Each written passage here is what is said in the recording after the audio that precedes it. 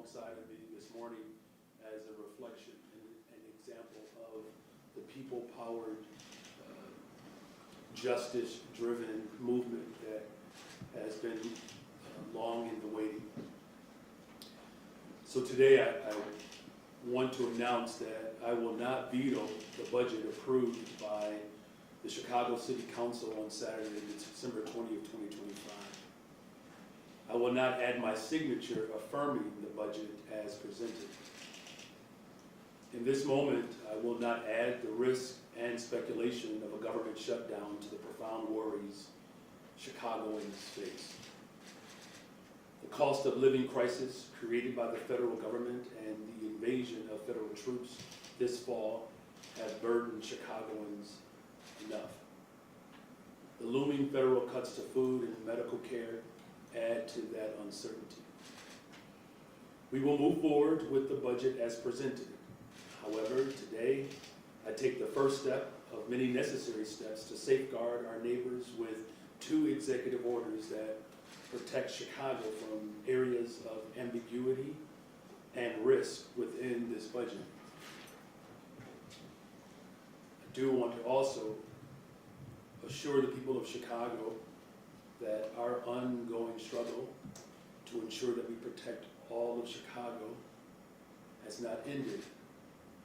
In fact, the full liberation of working people across this city, the future is quite bright. And so no longer are our hopes and dreams and aspirations in the distance. It is near.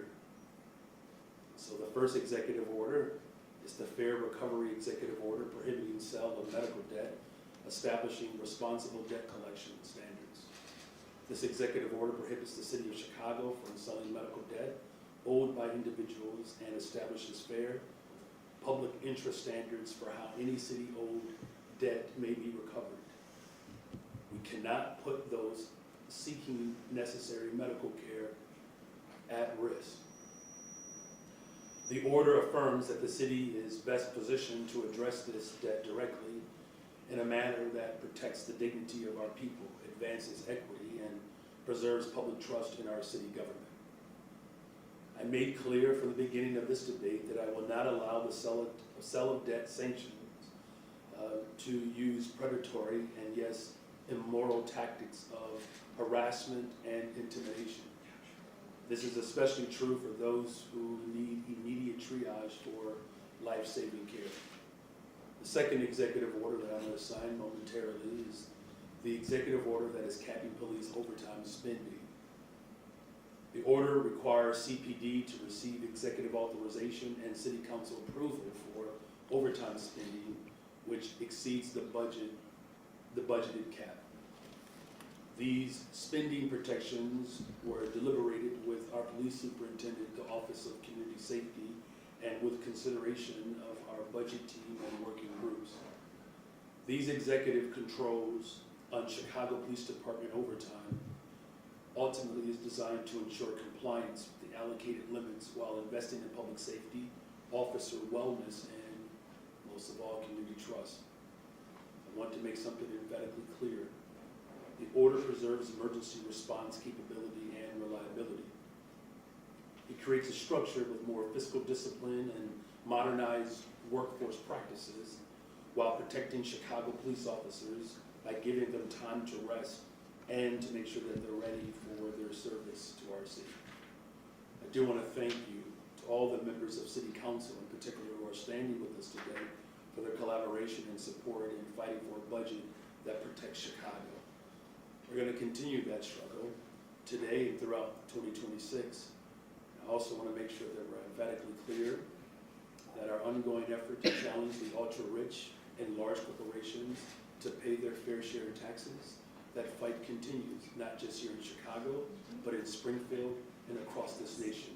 The city of Chicago will continue to lead the way to ensure that justice prevails and that the interests of working people are prioritized over the interests of the ultra-rich and large corporations. Thank you all.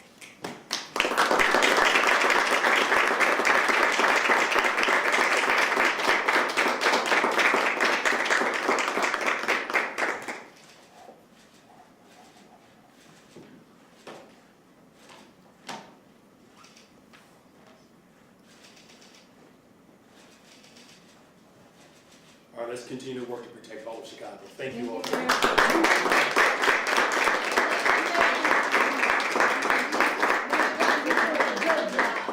you very much. Apparently, this is your press conference. Here, we'll hold these up here. Oh, you know I like you, Mayor. You like me. I love you. Thank you. Make sure that the record indicates that I am well loved.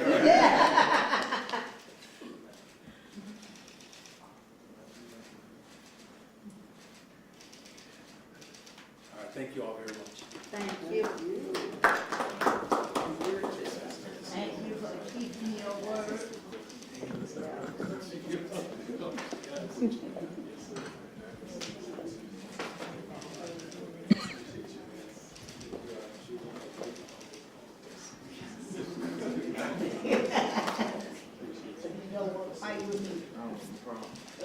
So I will do now.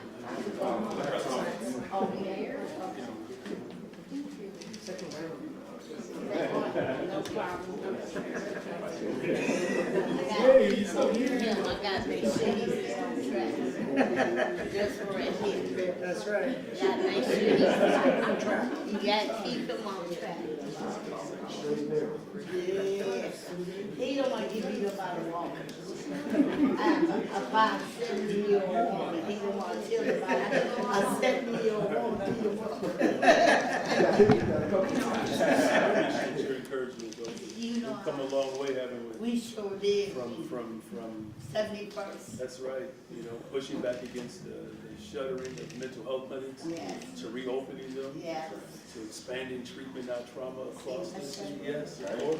Yeah. And how about the investments in our schools and parks and libraries? That's why I say you doing it. That's what you said? I say he invested, he not taking away, he added. That's right. That's right. As a matter of fact, before we take anything away, Bishop Ford would say, before we take anything back, we add more to it. That's right. That's right. So we're not gonna go back on our word, we're gonna add more to it. That's right. You All right, keep y'all heard it the up. live right here. That's right. Check it out, man. Check you out. What's up, man? You still getting all the way dressed, right? I'm putting on my holiday vacation outfit. All right, it's good. Yeah, I guess reverends gotta put on the suit all the time. No, not that one. Okay. You on vacation? My mother watches. Madam President, what's up? How are you? Thanks for being here. You're doing good. Check you out. Let me just tell you, of all the public comments, and there was a lot of them, when Brianna would come up, everybody would just hush. No, seriously. You know, other people up there speaking, I don't know what, some of that stuff was just, you couldn't follow, it was just nonsense, but your bravery and courage and consistency, speaking on behalf of the people of this city, bringing that energy and tenacity to the forefront, I tell you, we owe a great deal of gratitude to your presentation. So, in fact, I'm not trying to put anybody on the spot here, but you know, we could always use more speechwriters around here. So. All right, cut these cameras off. Absolutely brilliant. What's up, Asha? How you doing? Well, so you're doing work and you're leaving your parents to just be on hold for now, right? No, they're still here. They're still working. All right. Thank you so much for everything. Calls to their alderman. Okay. Good. Yeah. So, yeah. Tell them I'll pay them back for those unnecessary phone bills. Thank you. Thanks, man. Thank you. Oh, man, I'm following you. Like, my team knows I got a fake TikTok account. It's like, yeah, 007 something. Following you. Good. Everybody else? Good. That way's fine. All right, cool. Thank you. Going out of town? I wish. Lalito, ¿cómo estamos, bro? ¿Qué pasó? Nada. Normally, I'm off already. Just go out and get set, and then we'll start bringing out. Thank you. You're welcome. Where's the people? Just to find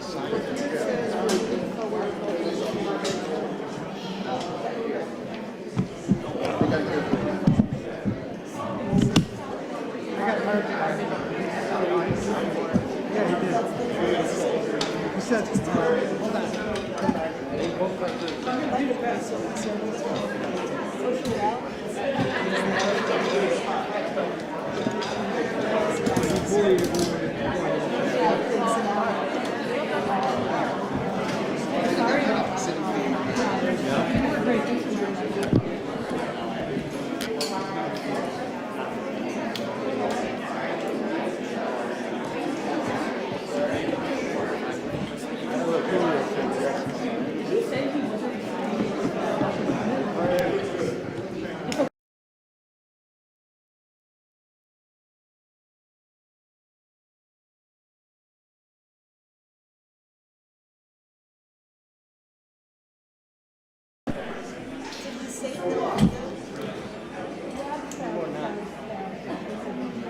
He said he will not veto.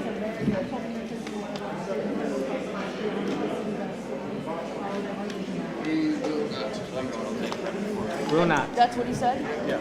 He said, I will not veto.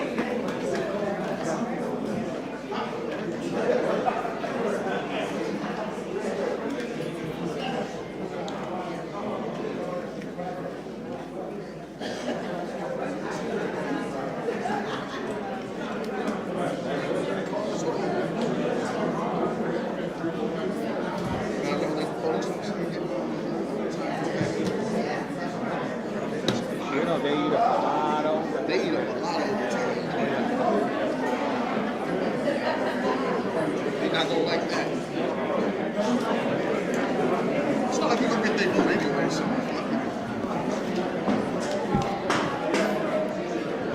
It's gonna be an interesting summer. Oh yeah.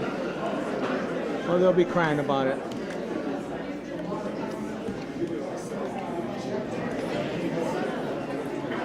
Hey, one more mic check. One more mic check. Mic check. 1, 2, 3, 4, 5, 6, 7, 8, 9, 10. Let's go.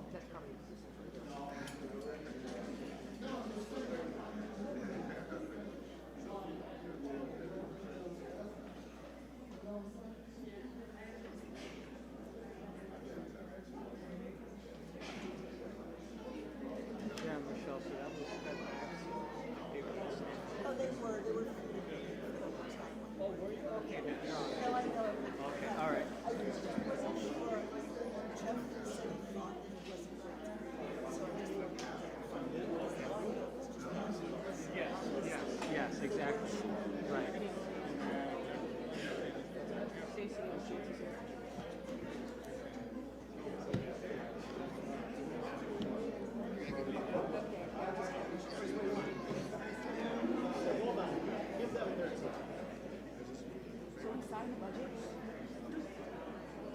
I need to talk to him. He didn't sign it. He's not going to do it. He didn't sign it.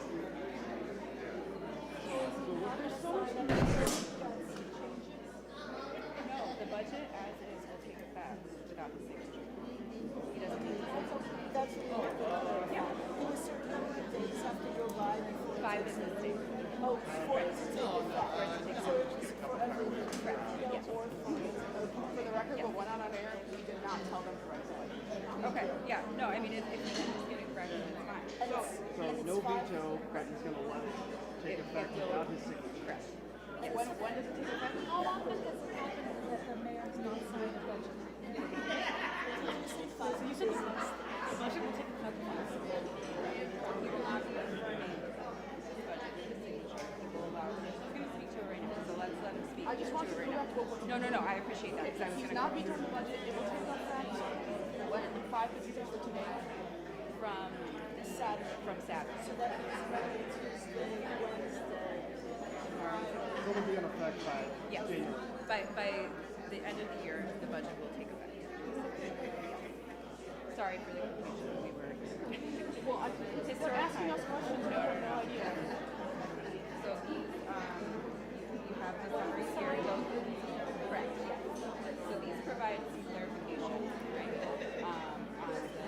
On the and then the challenging form of that we saw, right? This $800 million of medical debt. We're still within the ordinance, right? We have to at least provide $1 billion up for sale.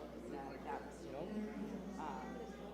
allowable with the reduction in the medical debt. 2 minutes. 2 minutes. Yep. What, I don't understand the city's role in medical So folks that have to, residents, visitors that need emergency care, is, you know, some of those costly rides.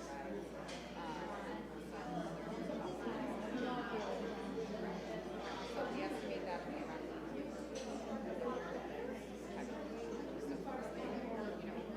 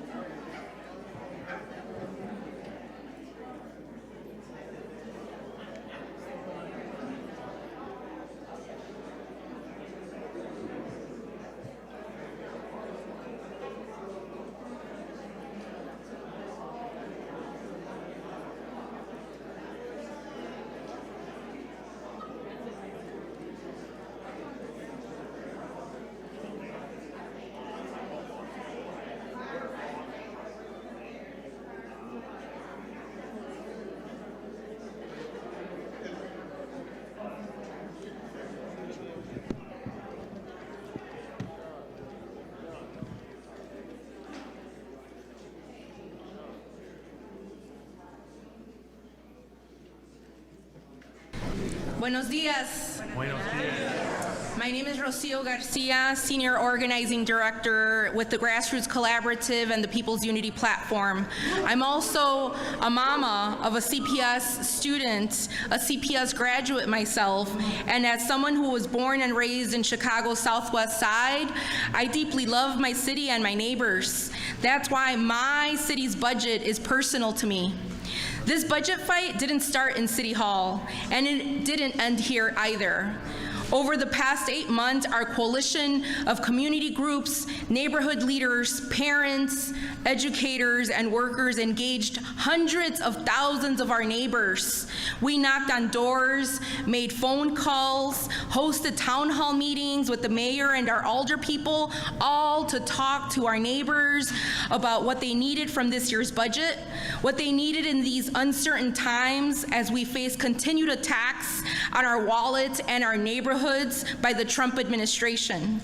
We organized in every part of the city to listen and then to say clearly and collectively how public dollars should be raised and spent. And what people told us over and over again was simple and powerful.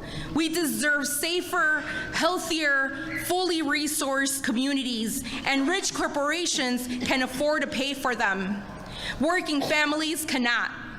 We stood here together from all corners of our city on October 16th as Mayor Johnson introduced the Protecting Chicago budget, a budget proposal that responded to what Chicagoans were saying and included what our coalition has been fighting for. It invested in our communities and asked corporations to chip in. On Saturday, City Council passed a budget that includes much of that budget. Real victories because we forced the opposition alders to include them. Together, we won permanent funding for mental health crisis response, violence prevention, public mental health clinics, peacekeepers, investments that make our neighborhoods safer and healthier. We protected and expanded youth jobs. We defended public health, invested more in early childhood, and redirected funding from 500 police vacancies to service our communities really need. We secured a $1 billion TIF surplus, making that the largest city investment in schools, parks, and libraries in Chicago's history. And we passed a tax on social media corporations to expand public mental health care and non-police crisis response. We also forced the corporate caucus to abandon some of their worst ideas, including doubling garbage fees on working families, cuts to youth jobs, and cutting $100 million from the TIF surplus. All of this happened because people organized. Chicagoans spoke up and showed up. And Mayor Johnson and a group of courageous alders stood firm on their values and responded to what people said they needed. But let's be honest, this budget is unbalanced. Because when the moment came to ask wealthy corporations to pay even modestly, too many alder people said no. Instead, 30 alders voted to send predatory debt collectors after Chicagoans for unpaid ambulance fees and water bills. They moved to remove caps on police overtime that's already been abused. They passed a budget that ignores expert financial analysis and will push us toward devastating mid-year cuts next spring. They chose cruelty when fairness was right in front of them. They chose punishment as a revenue strategy and poverty as a business model. 60% of alders chose to protect the profits of wealthy corporations instead of protecting Chicago's working families. 80% of Chicagoans want City Council to tax wealthy corporations. But make no mistake about this budget. But make no mistake about why this budget fight was so vicious. Front groups such as One Future Illinois and Common Ground Collective, funded by billionaire donors, spent big money trying to misinform communities and protect corporate profits. Chicagoans are paying attention. We know who listened to donors and corporate lobbyists instead of our neighbors. We will not forget which alders chose corporations over community, because we've been organizing across the city for months and we're not stopping now.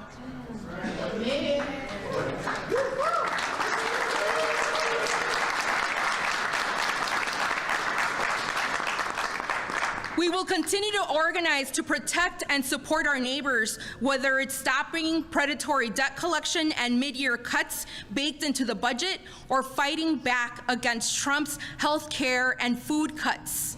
We know that the solution is what the supermajority of Chicagoans want: taxing the rich and wealthy corporations, not only here in Chicago, but also in Springfield. The movement is bigger than one budget. It's rooted in equity, fueled by love for our city, built across more than 300 organizations with a shared vision for Chicago. Our movement is powered by people who refuse to accept scraps while the rich get richer. So yes, we celebrate what we won, and we recommit right now to keep fighting for our city, locally and in Springfield, because Chicago belongs to us, to all of us.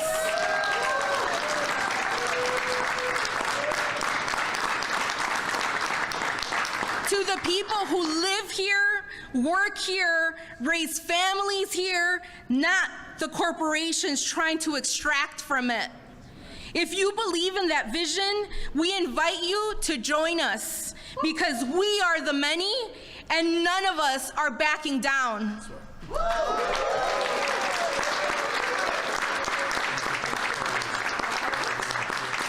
Up next, I want to introduce Carlos Ramirez Rosa.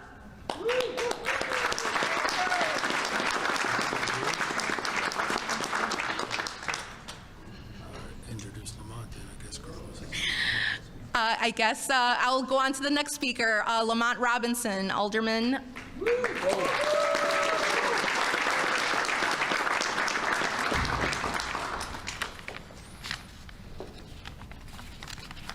Good morning. Good morning. Today we stand in steadfast solidarity with Mayor Brandon Johnson and this powerful movement who motivated core elements to protect the working families of Chicago in this budget. Our goal is to keep building Chicago as the safest, most affordable big city in America. And moving forward today creates the stability our residents deserve. I thank the mayor for his collaboration and leadership today. Yes. To make sure our government keeps running into the new year. I'm heartened to hear that residents of my ward will be protected from predatory collection practices and have key safeguards from overspending. It takes courage in this movement to truly find common ground for a greater good of the city. The executive orders signed today reflect the prudent approach advocated by many of my colleagues. I thank Mayor Johnson for instituting the safeguards that will protect Chicagoans from the most egregious types of medical debt collection. The additional reviews on overtime costs for CPD reflect the culture of transparency and accountability stated by many council members, and will ensure officers are protected from excessive and burdensome overtime. Our officers and their families deserve schedules that prioritize wellness and safety. Thank you to the organizers, faith leaders, and public servants who fought to ensure the working people of Chicago made sure corporations and industries who profit without regulations pay their fair share in Chicago with PPLT increases and the smart tax. We know this movement requires the city of Chicago keep working. I know this alternative budget still needs collaboration, and I look forward to having conversations with my colleagues who stand here today and those who are not. It will take all of us to put the clear perspective of the people front and center, to make sure that they understand that much is at stake, and to allow ourselves to be guided by our individual and political preferences and personal perceptions. At a time when our federal government is clawing back necessary structural programs, keeping working poor out of deep poverty, we cannot add to their burdens. We cannot lose sight of this moment and the gravity of what's at stake for our neighbors who need the most support. SNAP and Medicaid are being drastically cut. Yes. Our city is threatened by lawsuits, removal of congressionally approved grant funding, and more threats from federal troops marching through Chicago neighborhoods. The threats and uncertainty we face call for action, collaboration, and courage. I know everyone standing here today is committed on the gains we've made and will keep pushing to protect Chicago as we move to close our safest year we've seen in our city since 1960. Wow.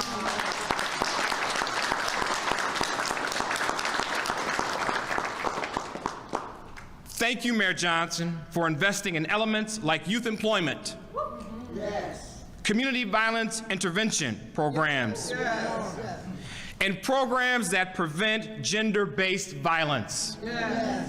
We must make sure our government keeps working so these programs can continue to make a positive impact in the city of Chicago. I would like to welcome up our mayor, Mayor Brandon Johnson.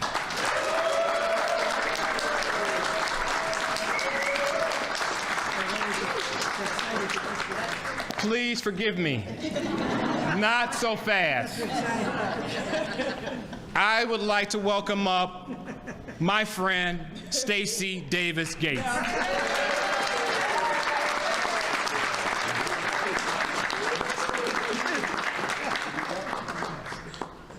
And it was like, yes, it's over. Christmas. Yeah, because y'all been here just like everyone else has been here, right? Yeah. Up with the worker. Shout out to the workers who make everything go round.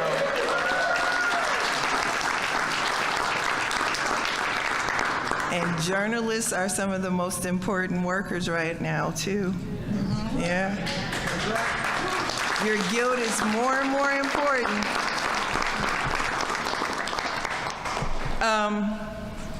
So my name is Stacey Davis Gates, and I am a high school history teacher.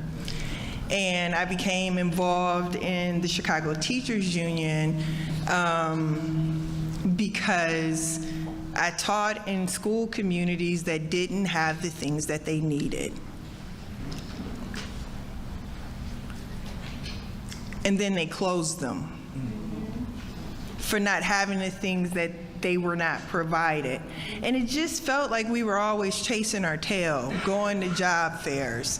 And so a group of us got together and said, how about if our union advocated for school communities more robustly, creating the capacity to not just fight for the bread and butter of a job, though that is very important, but also the needs of our young people and the families that need school communities in their neighborhoods. And that fight was fierce. You would imagine that that would be easy to do, to offer people what they deserve just because they deserve it. And we have met such great resistance trying to lower a class size. We did that. Trying to create more sustainable community schools that give young people an opportunity to see their school community as an anchor, right? And this fierce opposition, it's something. So I'm so proud that my union elected me to do this, to join with all these people here today to create a type of city that our students deserve because their families deserve it. And I want to honor them in their unflinching courage and dedication to people and loving people. Can you all clap for these people?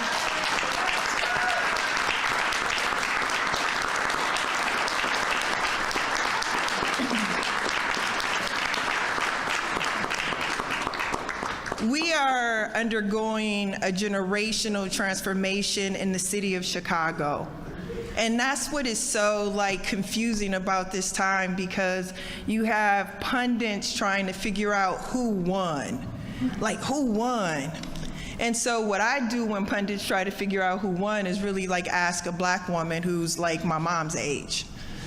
Because they know and understand that in a city like this, how difficult it is to even understand what's happening in this building, much less knowing who's won.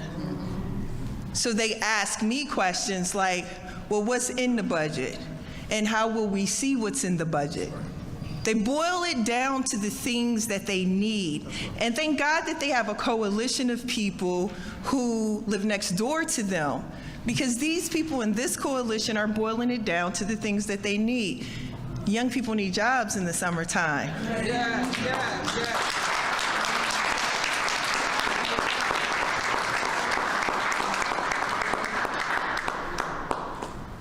Mental health care needs to be sustained and expanded. These are needs, discernible needs. So when we get into the punditry of who won and who lost, we forget the why. And as a teacher, it is incumbent on me to provide that why, because that's what my members do every day. Caleb said after they beat Cleveland that he wakes up every day to win for Chicago. All right. Shout out to this coalition.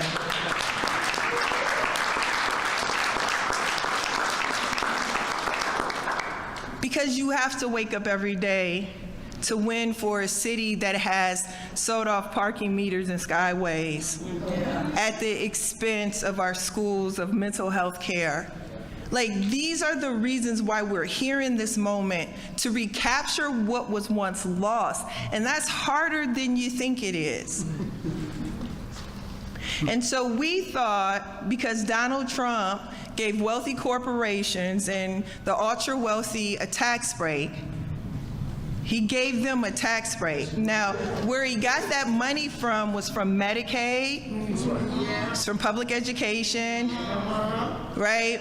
It's from SNAP, it's from all of these things that working families in this city need.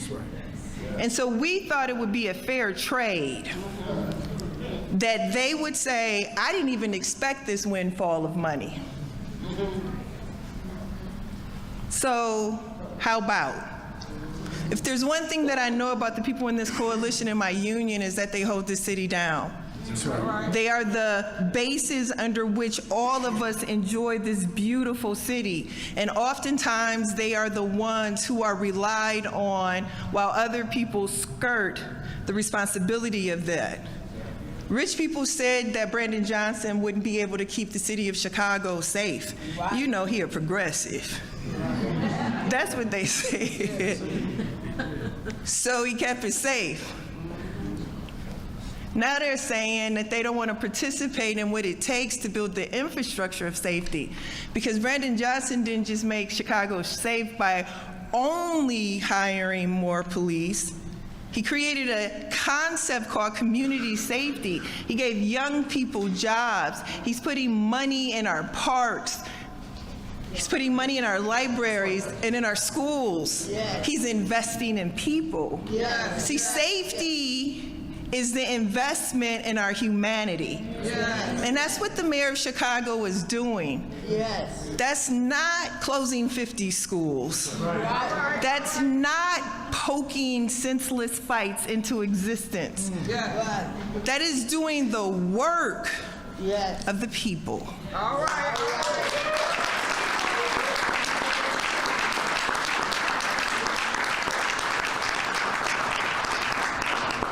So in the spirit of this holiday season, I want us to actually put first what we understand, that government always lags the people. A supermajority of Chicagoans believe that rich people should pay their fair share. Yes, that's right. That's right. I ain't make the rules, man. I just am reading the results. All right. So it's going to happen. Because that's what happened with an elected representative school board in the city of Chicago. See, our mayor understands what progress and organizing looks like because he's been a part of that type of change before.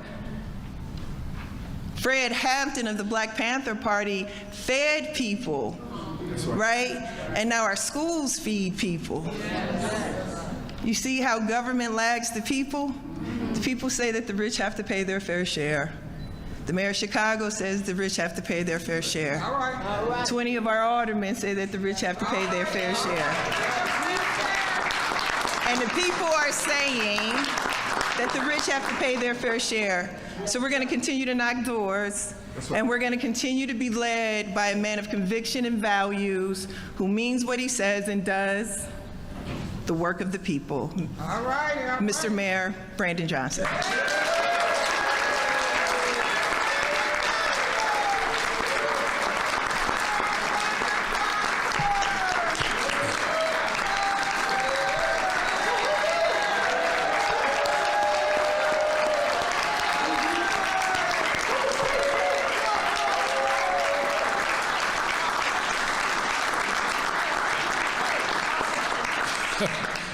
Wow, well, thank you so much. Good morning, everyone. Good morning. Well, I remember, just a few years, it feels like just a few years ago, where this entire coalition stood on the other side, looking at the mayor's office, demanding the very things that we want in this budget.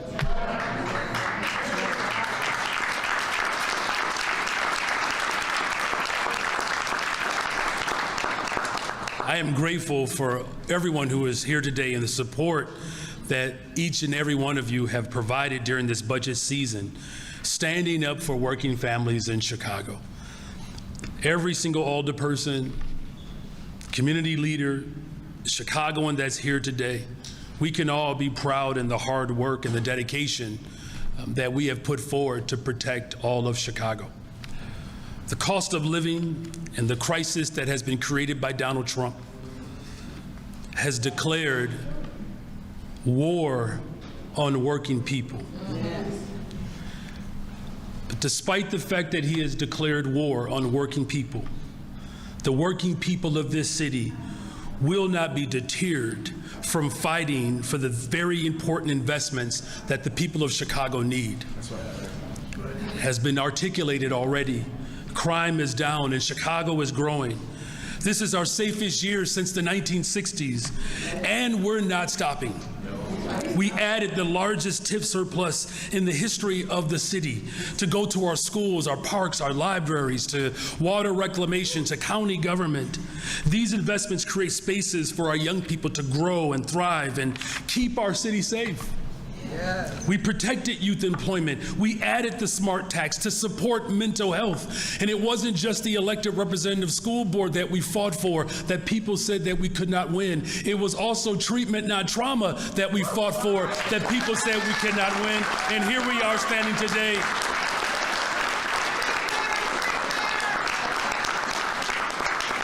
And so, yes, we added some taxes to the largest corporations, along with new safeguards, and we ensured that the PPLT was increased.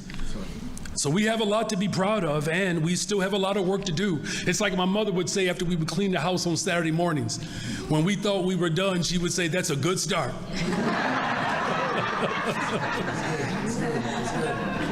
And these investments create the stability that the Chicago families deserve. It's an important step to keeping our city safe and making it more affordable. This budget moves forward with the necessary guidelines to protect our neighbors from the predatory debt collection tactics that I've warned people about. And it establishes greater control and clarity over our police overtime budget. It is important to immediately clarify these positions today with executive orders as we keep the North Star of equity at the forefront of our values. These are the first clarifications that are issued regarding the 2026 budget, but we will continue collaborating with alders and community members standing here today as we navigate our obligations to our city. From the very beginning, I've made something absolutely crystal clear. We will hold firm to our values while negotiating the details to pass a budget that truly shows up for working Chicagoans. I want to thank all of the Chicagoans who engaged in this process, because it's been a long process. Over the course of multiple roundtables and community meetings and visiting the faith community and sitting down with business leaders, our community truly came together. We established partnerships that we hadn't had before, and there are more stakeholders that are engaged than ever before. And so today was made possible by the people of this city. And despite the fact that there was one particular element that the people of Chicago overwhelmingly supported that we were not able to hold on to in this budget, aren't you glad that we have many more budgets to pass as we build the safest, most affordable big city in America? God bless you all. God bless the working people of this city, and God bless the greatest city in the world, the city of Chicago. Thank you.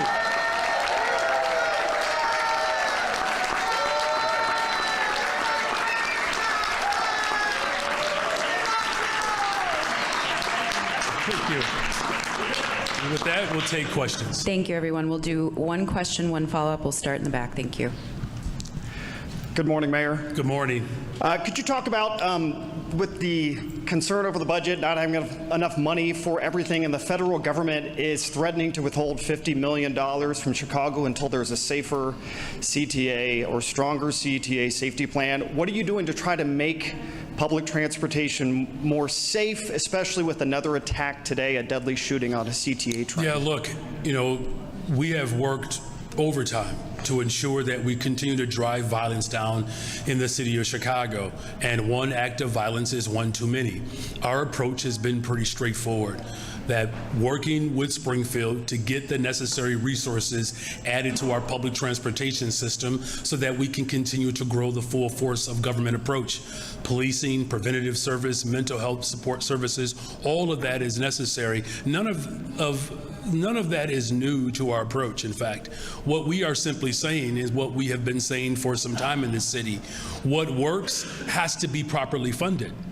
Right? And so that's why the approach that we're taking, will be ongoing, but it's not a new approach. And of course, we know that the investments that we're making today, we're confident that that's going to lead to a return of that investment that ultimately continues our path to building safe and affordable communities across the city.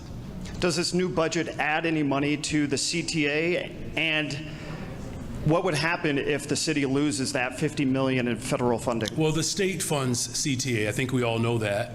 And what we do add to is critical. You can add police to the CTA.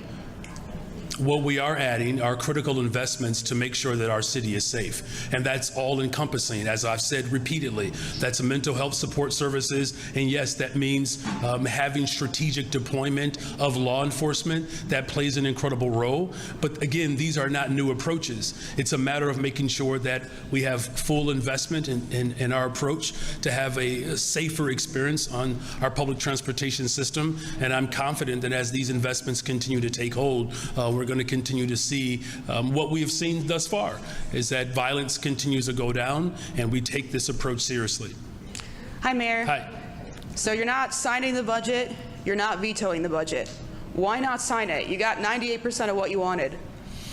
Well, because there are some elements of this budget that, quite frankly, I don't want to give a signal to the people of Chicago that I support what I believe is one of the most detrimental and immoral aspects of this budget.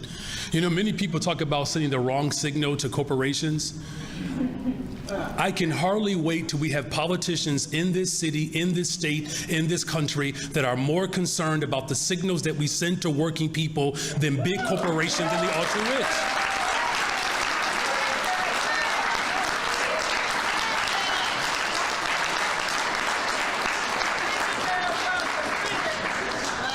I assume you were talking about the debt collection aspect of this. You are assuming right. What's going to happen with that going forward? Is that still, that's Well, look, still I've put forth, that's why I signed the executive order today. We're not going to send people after medical debt. As we know, the debt that has led to many people going into poverty has been related to medical debt. We also are putting in some safeguards that in the event the debt is sold, that there are certain tactics and practices that just cannot be permitted. Look, the city council voted in spite of the clear evidence that was in front of them. There was emphatic evidence in front of city council members. In fact, if you look at the individuals that helped lead the charge to, one, try to double garbage fees, they tried to take dollars away from our schools, like all of those individuals that are attempting to take away from this budget, they were forced to put the critical investments back in this budget because of our movement. None of them actually spoke of anything that they valued outside of seeking debt collectors after poor people. Name one thing that they proposed that speaks to building safe and affordable communities. Not once did they offer up anything of value. They only simply said, we don't want to tax less than 0.5% of the largest corporations, less than 0.5% of the largest corporations with a 0.0008% of what they would actually have to invest in to build safer communities. And so that's what the bottom line was. And so what I put forth in this executive order, if those city council members are not looking out for working people, then I'm happy to do it on the working people's behalf.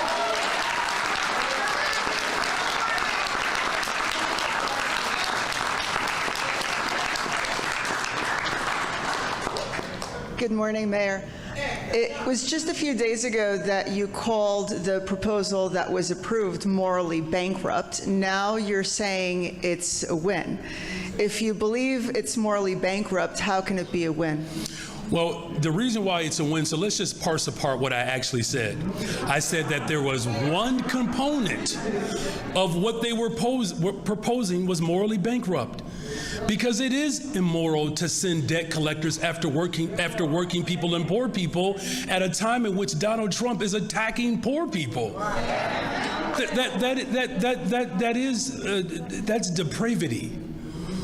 The win, we can speak to the win. So thank you for giving me another opportunity to talk about what we won.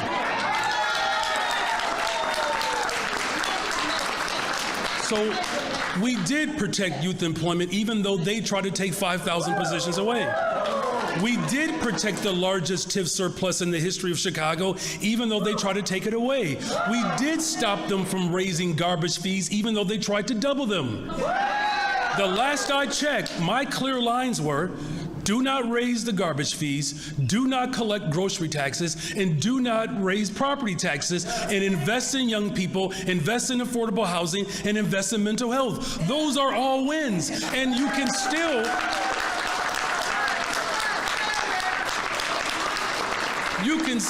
call out the wins while also calling out the most egregious aspect of what these individuals put forward, which is morally bankrupt at a time in which the President of the United States of America has declared war on poor people. The last thing the city of Chicago should be doing is signing up for that war.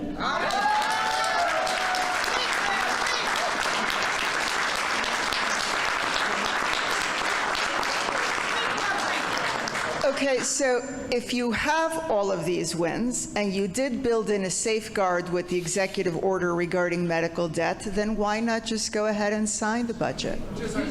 Well, again, as I said before, this is about how we signal to the people of Chicago what this fight will continue to be about. Look, I don't think it's a bad thing that the people of Chicago want everything that they deserve. And if 98.4% won't do for working people, then just consider me, in the words of a great gospel song, 99.5 won't do, and I'm fighting for 100%.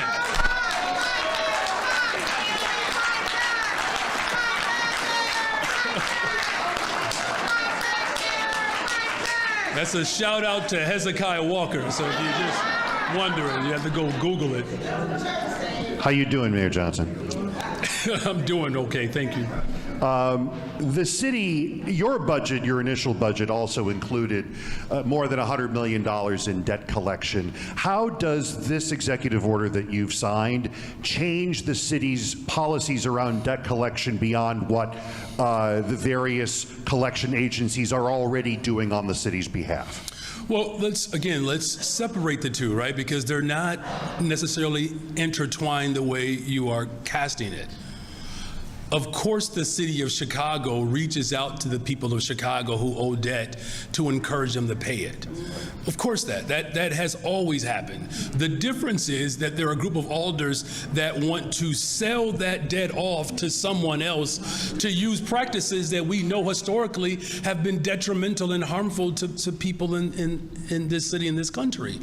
And so what we have already done, we've established parameters around how the city of Chicago, will approach debt, because we do believe that people should pay their debt. The first thing is this: our approach with what I propose in my budget is to make sure that the people in the suburbs like Wilmette, and many of them who live in the suburbs, have significant debt to the city. We're going to challenge those individuals first, particularly those who have the ability to pay.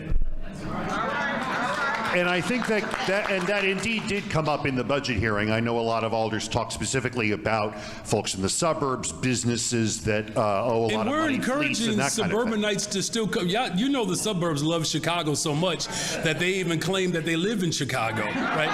So we're just simply saying, since you're claiming you live here anyways, we're just going to stay claim to what you owe us. And I think I know the answer to this question, but I'll ask it anyway. I know I see a number of city council members behind you. Did your office extend an invitation to all 50 city council members to attend today's event? We called all the individuals who were, a part of this large coalition, what our intentions were today. Got it. Yeah. Thank you, sir. Yep, you're welcome. All right, good afternoon, morning, whatever.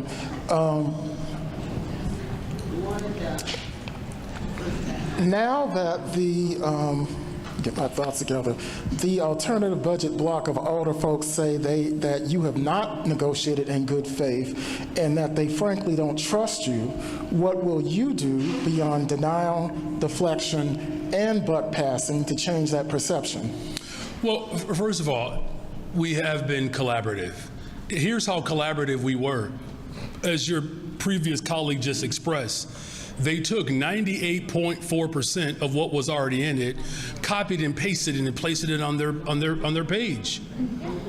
I mean, I don't know if you've ever led a group project, but it doesn't get more collaborative than giving 98.4% of the work, right? So, I think that there's this notion that somehow that it's on the mayor alone to participate in a negotiation. It actually takes all of us. Here's my question, and this is just perhaps a retort. What will those alders do in collaboration with the 80% of the people of Chicago who said that they wanted us to do something that we had the ability to do, even though they decided not to do it? Look, it's just not. I think that, quite frankly, is a very stale form of government. For too long, the people of this city have not been included in negotiations. And so what we have done is we put forth a robust approach that, mind you, many of those alders told us to slow down, and then they stuck something in the budget within a week and then asked people to vote on it. Where the people of this city did not get a full chance to get a full read on what was being proposed. In fact, there is nothing surreptitious about our administration. We have always been forthright. My door is always open for alders, including our first place Chicago Bears. My door is always open. And perhaps Alderman Robinson can answer this next question better than you, which is, why is it a problem that James Gardner, as a white man with a black wife and black biological children, commenting on a funding inequity between foundational black Chicagoans and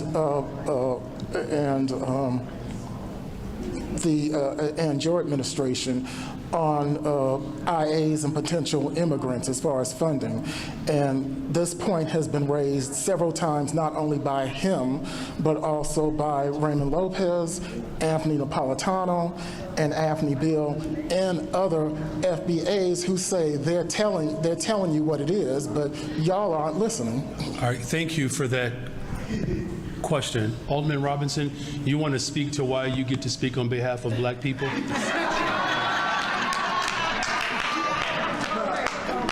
Thank you, Mr. Mayor, and thank you for the question. As a son of Chicago that is African American 365 days a year, I certainly respect all my 50 colleagues, but there is a line in the sand when you are speaking out of term, speaking about a community that you don't know about. And I was saddened by that because someone has to speak up. And that's what I did on Saturday to let my colleague know that this is not going to be tolerated. And so I appreciate the question, and we again will continue to keep our colleagues in check that believe that they can speak for the African American community. Thank you.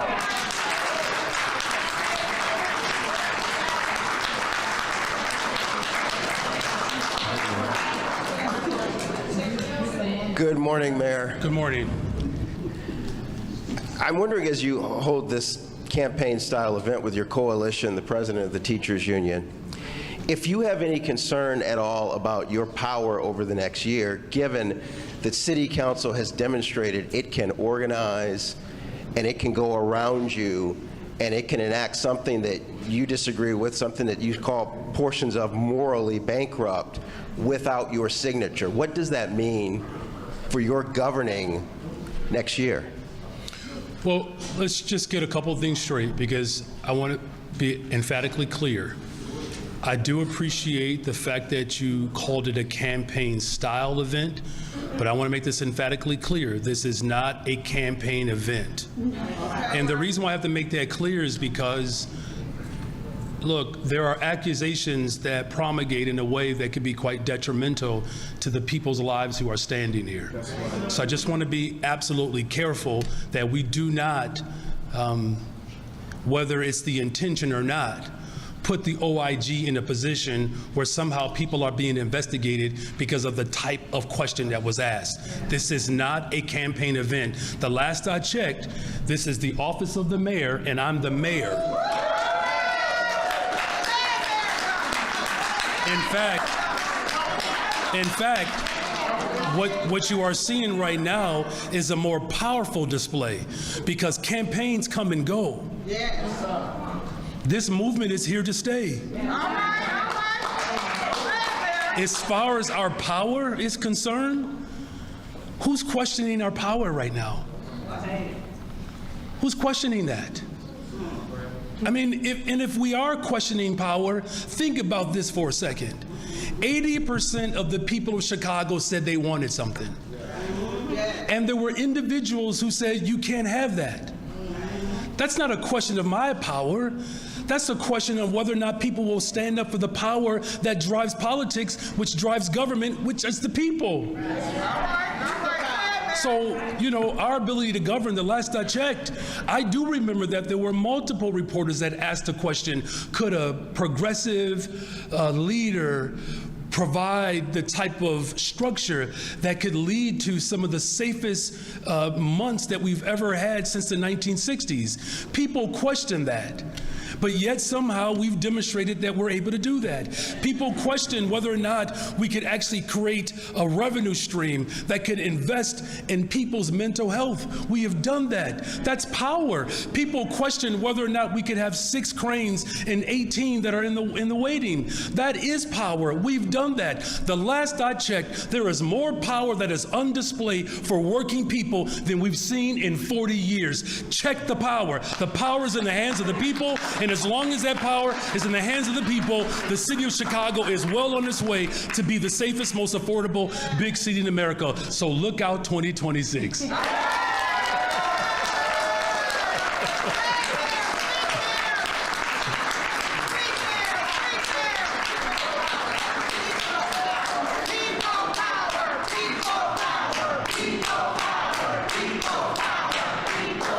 So just for clarity, when we're outside of here, they may say something like 4 more years. But it's not a campaign event, so you don't have to worry about that. I didn't call it a campaign event. All right. Campaign style. I'm just simply saying, you all, please be careful. Respect the people that are up here, because there is an aggressive approach to interrogate and to accuse people of doing things outside of the confines of government. And I do not want anybody, whether it's intentional or not, to put people's lives at risk because of how someone may interpret a question. That's all I'm simply saying. Protect these people. That's my job, but I need your help to do that. Quick question. The CPS board president, Sean Hardin, pulled a property tax measure from the board's agenda. CPS did not collect as much property taxes as it could have. The deadline to raise the levy is 1 week from today. Should CPS go collect more property tax? Well, look, this is an element that obviously has been debated, and the Board of Education will have a chance to weigh that, just like alders had an opportunity to weigh how our libraries will be funded. The ultimate goal, of course, is to continue our movement in Springfield, calling for a millionaire's tax, other progressive forms of revenue, a digital ad tax. I am on record of ensuring that we work hard collaboratively. There's a commitment from city council members as well to push for progressive revenue in the state of Illinois. I've had repeated conversations with the Speaker of the House, with the Senate President. I've had conversations with the governor. Everyone is clear that 70% of the state of Illinois believes that our schools are underfunded across the state. And here is an opportunity for the Board of Education to have this conversation and debate, but whatever they decide, that conversation doesn't end with that decision. That conversation continues in Springfield. Hey, Mayor, good morning. Hey, good morning. The city generally doesn't have medical debt, so what exactly are you stopping the collection of? Can you just walk us through a little bit? They do. It's about $800 million. Ambulatory is part of medical debt. Okay, so it's roughly $800 million of medical debt that we're going to prevent that from being sold. So we just all understand it. So there's debt that's out there that the city comes down and tries to collect from individuals, and you are putting a cap on how much can be collected. I just want to, can you give us an example? Which part do you need clarity on, medical debt or the structure of the entire process? If you can give a little bit, a sentence on both, that'd be great. Okay, so again, there's about $800 million of medical debt right now that people of the city or around the city owe to the city of Chicago. We're not going to allow the medical portion of debt to be sold off. As far as what can be collected, we're establishing parameters and guidelines that prevent, in the event the debt is sold, it prevents a particular entity from using certain tactics that, quite frankly, we find to be harassing and dehumanizing. As it pertains to the police overtime, were there other things on the table that you were looking at? I mean, there's a lot of money going out of the city's coffers with settling old lawsuits and so forth. How did you decide on this category to be the one to sign the executive order about? Thank you for that question. So what we've seen over time is that our police department has not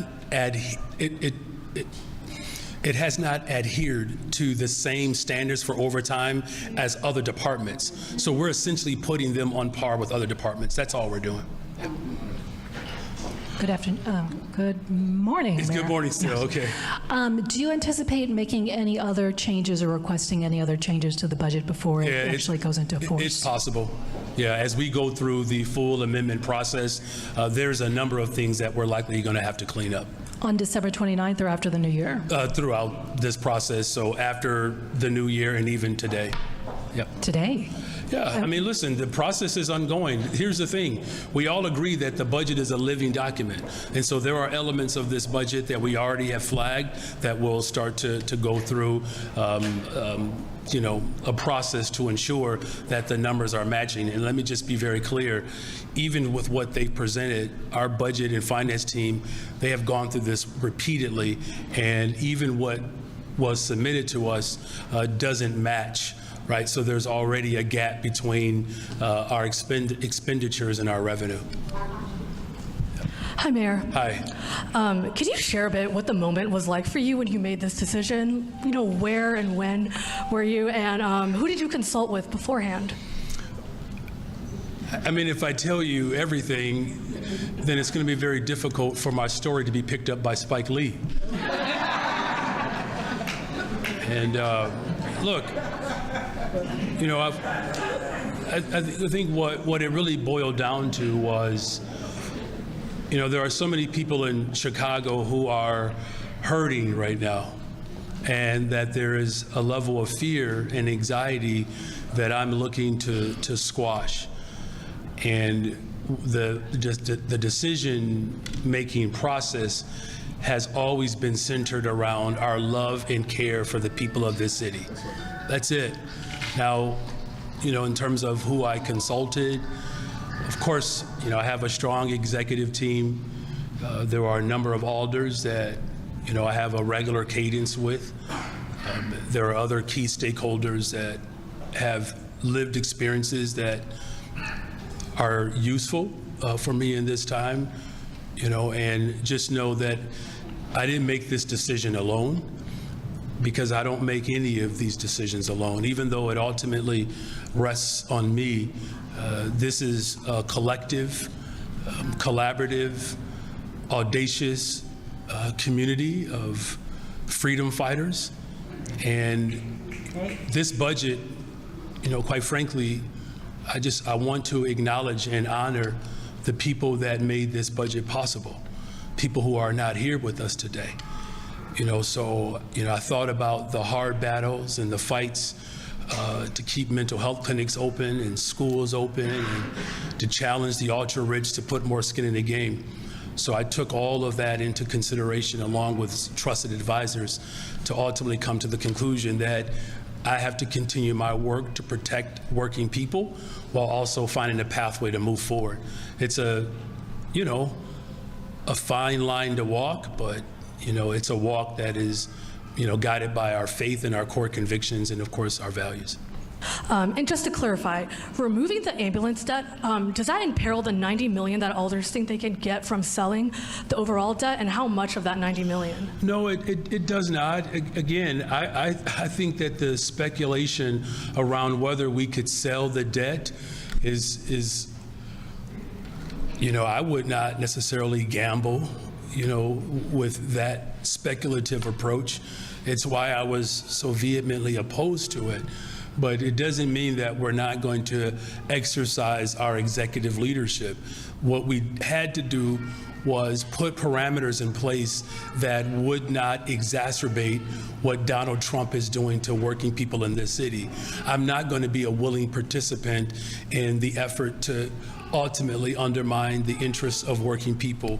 So to the best of my ability, working collaboratively, we found a frame and a structure that we think provides some safeguards, but even still, it's not the pathway that the vast majority of the people of Chicago wanted to go in, but it's the hand that we've been dealt, and we're going to figure out how to move forward, regardless of the fact that I don't believe it was the moral thing to do.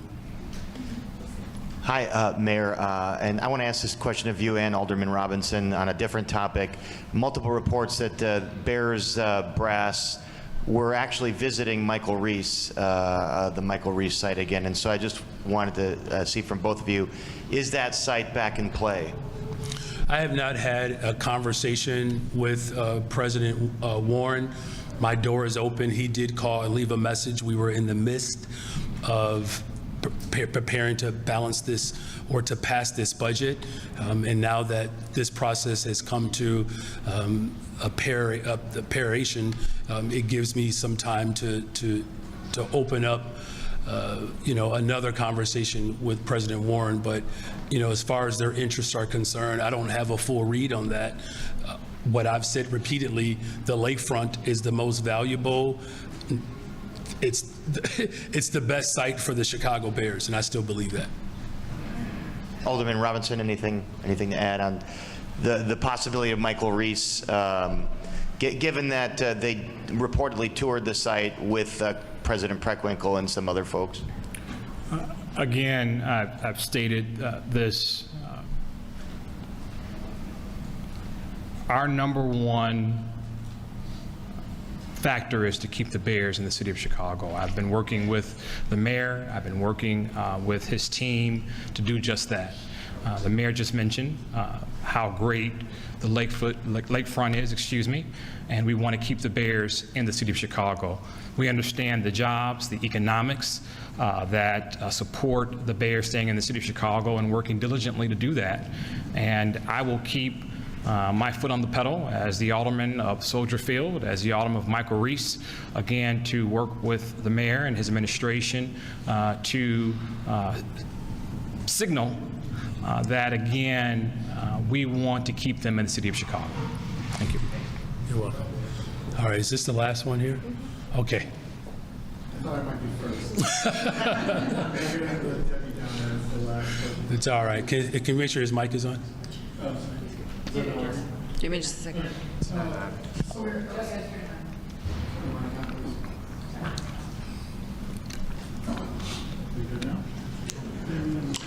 Look at that. There it is. Yep.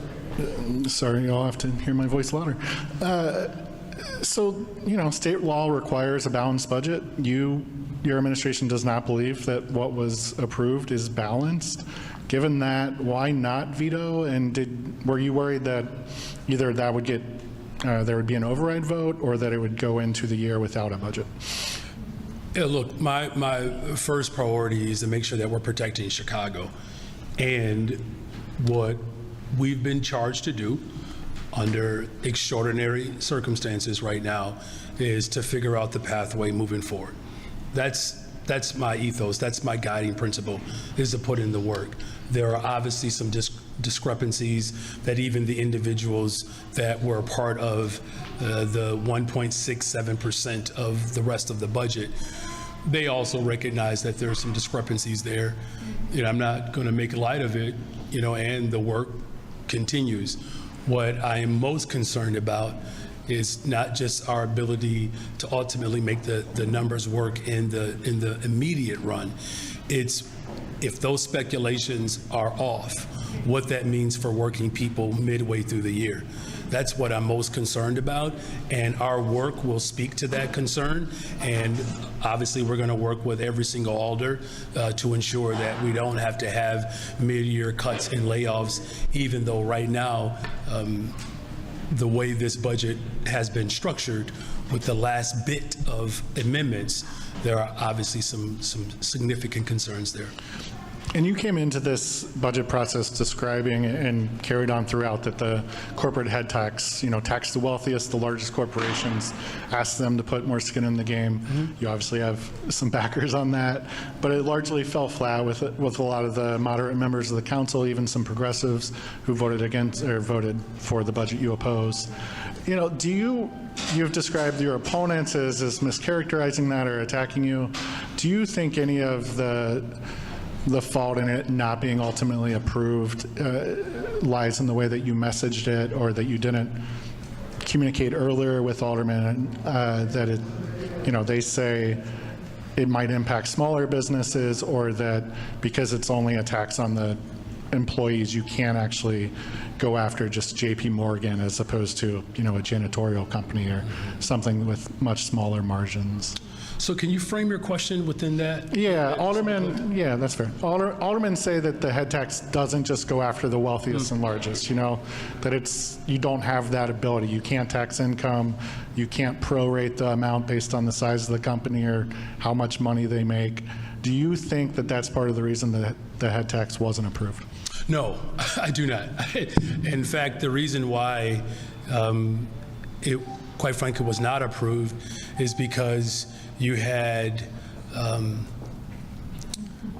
significant donors who spent millions of dollars to convince a handful of alders that it was better to protect their interests than protect working people. Because if you were to talk to some of those alders who voted in favor of this iteration of the budget, a number of them will tell you that they support the corporate head tax.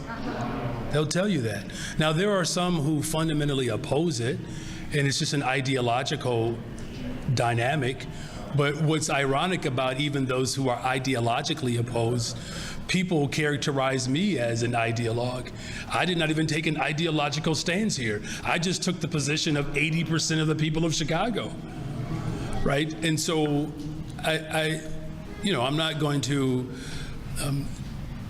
overly speculate right now, but what I can say is the fact that we have a brand new tax, the social media amusement responsibility tax, the fact that we did increase the PPLT, which is on corporations, we know that there is at least agreement that corporations have to put more skin in the game. Because the concerns that they raised were the same concerns that were raised to Richard J. Daley in 1973. And there's no empirical evidence that those concerns actually materialize. In fact, after 1973, you saw an economic transformation in this city where we have the top Fortune 500 companies right here in our city at a time in which that tax was actually in place. So what you saw was, and I'm not going to speak to the alders' motives. What you saw was the interests of corporations and the ultra-rich that desperately needed to stop something from happening because they know the momentum is moving in a way that is going to transform not just Chicago's economy, but economies around the country. You know, we stand here at the entrance of this office where Reverend Dr. Martin Luther King came through these doors a generation ago. And he was clear about one thing. As Chicago goes, so does the rest of the country. I'm going to name check a publication right now. When was the last time the Washington Post opined on a city's budget? I mean, that should be a signal to not just the city of Chicago, but the country. There is a deliberate, concerted effort to stop a progressive working class movement to ensure that we have the balance of powers in this country where working people's interests are prioritized over the few.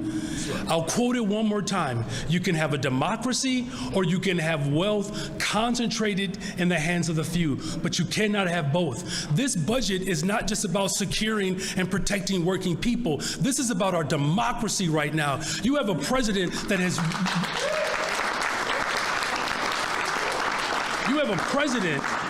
has declared war on poor people in this country while at the same time setting up war in Venezuela.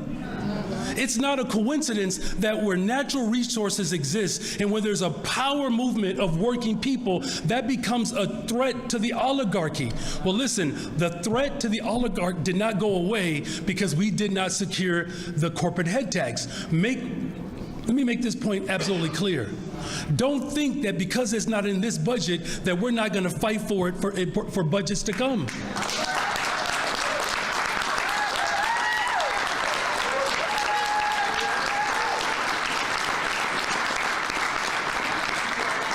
Is that all? I guess I'll tee you up. I mean, last one. All right, and then these folks have been standing for a very long time. Do you think at all this paused your momentum? I think I might know your answer here, but you said the momentum continues. But it was a rejection of what you put forward, right? And the city council did take control of this process and do it their way. So here's how I'll answer this. If you think that after we secured 98.4% of what we wanted in this budget, that somehow that's going to pause our momentum, in fact, I would actually argue that it has motivated and strengthened our momentum, because